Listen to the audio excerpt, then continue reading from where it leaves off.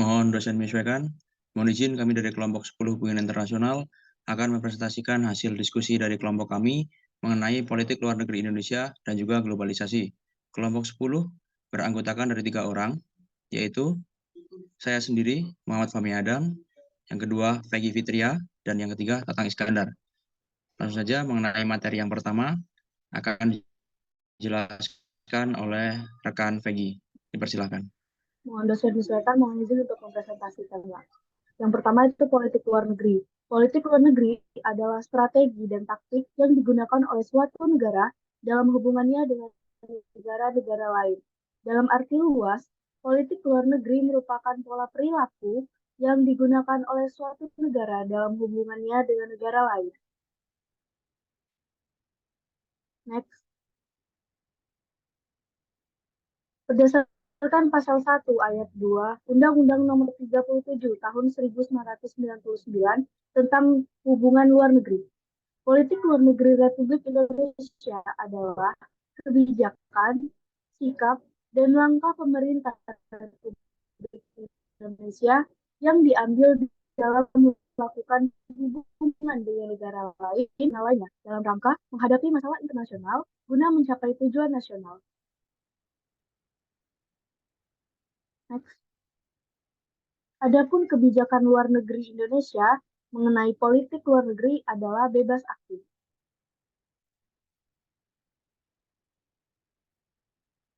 Next. Dasar pelaksanaannya. Yang pertama itu menjalankan politik damai, yang kedua bersahabat dengan segala bangsa, dan yang ketiga saling menghormati dan tidak mencampuri urusan dalam negeri lain. Mohon dosen menyesuaikan, izin melanjutkan. Berikutnya peran Indonesia sebagai anggota Perserikatan Bangsa-Bangsa atau PBB. Pada tanggal 28 September tahun 1966, Indonesia secara resmi kembali menjadi anggota PBB. Hal ini disambut baik oleh pihak PBB. Kemudian Adam Malik dipilih sebagai Ketua Majelis Umum PBB untuk masa sidang tahun 1974. Kemudian peran Indonesia sebagai anggota ASEAN. Tujuan didirikannya ASEAN yang pertama untuk memperkuat kemajuan ekonomi, sosial, dan budaya di kawasan Asia Tenggara. Kedua, meningkatkan kerjasama antar bangsa untuk saling membantu satu sama lain. Yang ketiga, meningkatkan perdamaian dan stabilitas regional.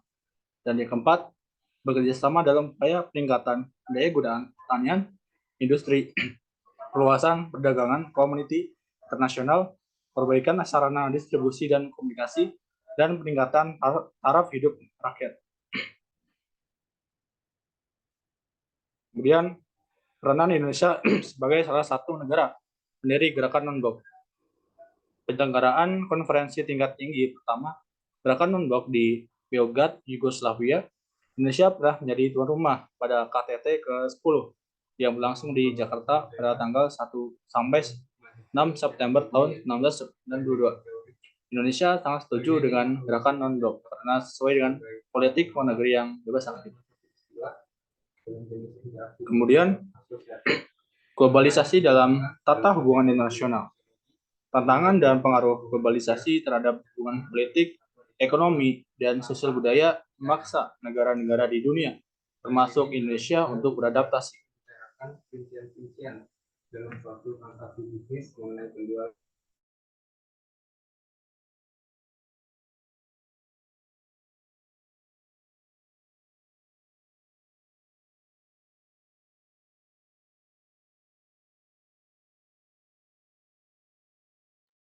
Selanjutnya, kami akan menjelaskan mengenai karakteristik dan juga tantangan globalisasi.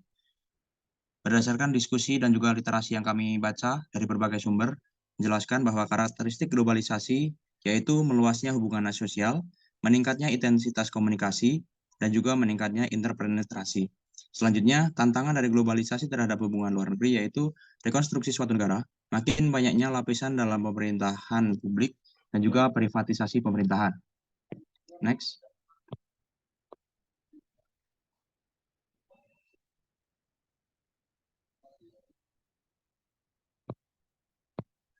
Selanjutnya, Respon politik luar negeri Indonesia terhadap globalisasi. Indonesia mendukung globalisasi, namun juga menyadari dampak negatif. Indonesia memperjuangkan kebijakan global yang adil, seimbang, kedaulatan, dan integritas nasional dalam menghadapi tantangan globalisasi. Indonesia memperkuat kerjasama dengan negara-negara lain dalam berbagai bidang dan meningkatkan peran aktif dalam diplomasi regional dan juga internasional. Selanjutnya,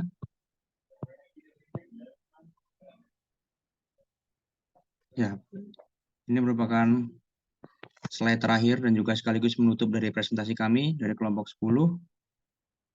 Sekian dari presentasi kami. Jika ada kurang lebihnya mohon dimaafkan. Billahi taufiq wal hidayah. Assalamualaikum warahmatullahi wabarakatuh.